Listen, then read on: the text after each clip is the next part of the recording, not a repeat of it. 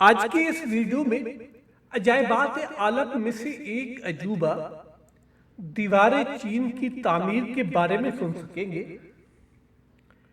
انسانی معاشرے کی تاریخ زمانہ قبل از تاریخ سے ہی خانہ بدوشوں، حملہ آوروں اور متمدن انسانی آبادیوں کے درمیان آویزشوں اور چپکلشوں کی کہانی ہے۔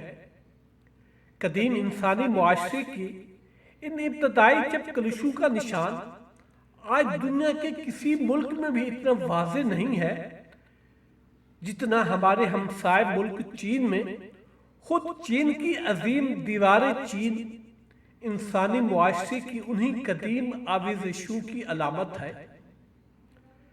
یہ عظیم عجوبہ روزگار دیوار جو مہذب انسانی آبادیوں کو وحشی پن اور تاتاری خانہ بدوشوں کی یورشوں سے بچانے کے لیے تیسری صدی قبل از مسیح میں تعمیر کی گئی تھی۔ تو ویڈیو میں آگے بڑھنے سے پہلے جن احباب نے ابھی ہمارے چینل انفو آف ہسٹری کو جوائن کیا اور سبسکرائب نہیں کیا، آپ اس کو سبسکرائب کر لیں اور ساتھ میں لگے بیل آئیکن کو کلک کر دیں تاکہ اس طرح کی انفارمیٹیو ویڈیو سب سے پہلے آپ کو ملتی رہے۔ شمالی چین کے پہاڑوں پر سے بل کھاتی ہوئی وسطی ایشیا کے دور دراز علاقوں تک چلی گئی ہے۔ چین میں وحشی خانہ بدوش قبائل سے متمدن انسانی آبادیوں کی حفاظت کے لیے ایسی حفاظتی دیواروں کی تعمیر کی ابتدا چوتھی صدی قبل از مسیح میں ہوئی۔ بعض مورخین کے نزدیک حفاظتی فصیلیں تعمیر کرنے کا آغاز چین کے شہروں کے گرد حفاظتی فصیلیں تعمیر کرنے کا نقطہ آغاز ثابت ہوا۔ تیسری صدی قبل از مسیح میں چین کے عظیم ہین شی ہوانگ نے مختلف ریاستوں میں بنے ہوئے اس ملک کو اتحاد کی رسی میں پرو کر ایک مملکت میں بدل دیا۔ 221 قبل مسیح میں اسے سارے چین کا شہنشاہ تسلیم کر لیا گیا۔ اپنی مملکت کی شمالی سرحدوں کو وحشی اور تاتاری خانہ بدوشوں کے متواتر حملوں سے بچانے کے لیے اس نے 215 قبل مسیح میں ایک طویل دیوار تعمیر کا حکم دیا۔ اس کام کے لیے شہنشاہ نے اپنی مملکت کے ہر تیسرے شہری کو جبری طور پر اس دیوار کی تعمیر پر لگا دیا۔ کہا جاتا ہے کہ 3 لاکھ سے زائد انسانوں نے مسلسل 10 سال تک اس کی تعمیر میں حصہ لیا۔ اس دیوار کے متعلق حیرت انگیز بات یہ ہے کہ اس کی تعمیر پر اٹھنے والے خرچ میں شہنشاہ کے خزانے کا تمام تر روپیہ صرف ہو گیا۔ اگرچہ یہ دیوار صرف مٹی اور پتھروں اور جبری مشقت سے تعمیر کی گئی تھی اور اس دیوار کے صرف کچھ مشرقی حصے ہی اینٹوں سے تعمیر کیے گئے تھے۔ شہنشاہ شی ہوانگ اس دیوار کی تعمیر اور اتحاد چین کے علاوہ تانبے کا ایک نیا سکہ جاری کرنے کا حکم دیا۔ ریشم کو رواج دینے اور اون اور پیمانوں کو ایک معیار پر لانے، ایک بڑی نہر اور کئی بڑی بڑی شہرائیں تعمیر کرنے کے لیے بھی مشہور ہے۔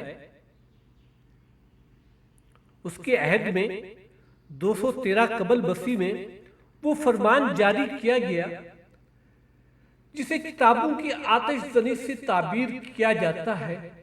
اس فرمان کے ذریعے شہنشاہ نے زراعت، طب اور کہانت کے علاوہ تمام علوم کے متعلق کتابیں تلف کر دینے کا حکم دیا تھا۔ ہین خاندان کے بعد چین پر تھوڑی مدت کے لیے کئی اور حکمران خاندان برسر اقتدار آئے، مگر یہ سب اپنے دیگر داخلی امور میں اتنے الجھی رہے کہ ان خاندان کے کسی حکمران نے بھی اس عظیم حفاظتی دیوار کی تعمیر و مرمت پر توجہ نہ دی اور صدیاں گزر گئیں۔ 1234 عیسوی میں چن خاندان کو چنگیز خان نے اقتدار سے محروم کر کے چین میں منگول خاندان کی بنیاد رکھی۔ چنگیز خاندان کی تاتاری افواج عظیم دیوار چین ہی کو روند کر شمالی سرحد سے چین میں داخل ہوئی۔ یہ 1400 سال میں پہلا واقعہ تھا جب صحرائے گوبی سے آنے والے خانہ بدوشوں نے اتنے وسیع پیمانے پر متمدن انسانی آبادیوں پر اپنا اقتدار اور قائم کیا۔ اس کی ایک بڑی وجہ شمالی سرحد کے حفاظتی دیوار کی شکست و ریخت بھی تھی۔ 1368 عیسوی میں منگ خاندان نے تاتاریوں کو چین سے نکال دیا اور شمالی سرحد کو پھر سے مضبوط بنایا۔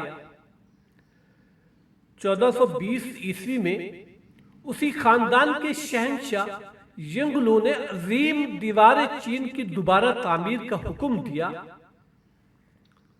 اس نو تعمیر شدہ دیوار کی بلندی 22 فٹ سے 26 فٹ 6.7 سے 8 میٹر رہ جاتی ہے۔ دیوار زیادہ تر پتھروں سے تعمیر کی گئی ہے اور اس کے درمیانی خلا کو مٹی اور اینٹ روڈ سے پر کیا گیا ہے، جس پر پھر اینٹوں کا فرش بچھایا گیا ہے۔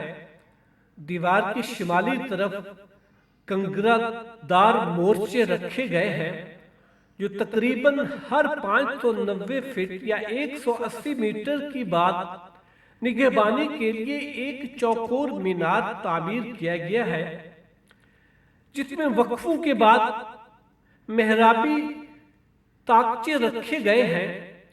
انہی میناروں کی چھتوں پر مشاہدے کے لیے بالا خانے بھی تعمیر کیے گئے ہیں۔ اہم دروں خاص طور پر پیکنگ کے شمال میں کار والوں کی گزرگاہوں کے قریب دیوار کے 2 گنا یا 3 گنا شاخیں تعمیر کی گئی ہیں، جن سے یہ مقامات وحشیوں کے حملوں سے معمون ہو گئے تھے۔ اپنی تمام پیچیدگیوں کے ساتھ یہ دیوار تقریباً 2486 میل یا 4000 کلومیٹر طویل ہے۔ اس کی تعمیر میں تقریباً 4,72,77,956 کیوبک فٹ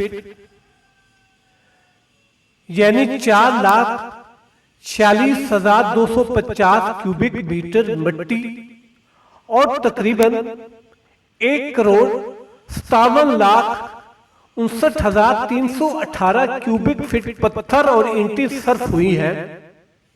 تاریخ عالم میں انسانی ہاتھوں سے تعمیر ہونے والی یہ سب سے بڑی دیوار اور سب سے بڑا تعمیراتی منصوبہ ہے۔ زمین کا یہ واحد انسانی تعمیر شدہ شاہکار ہے جسے چاند اور مریخ جیسے دور دراز کے سیاروں پر بھی دیکھا جا سکتا ہے۔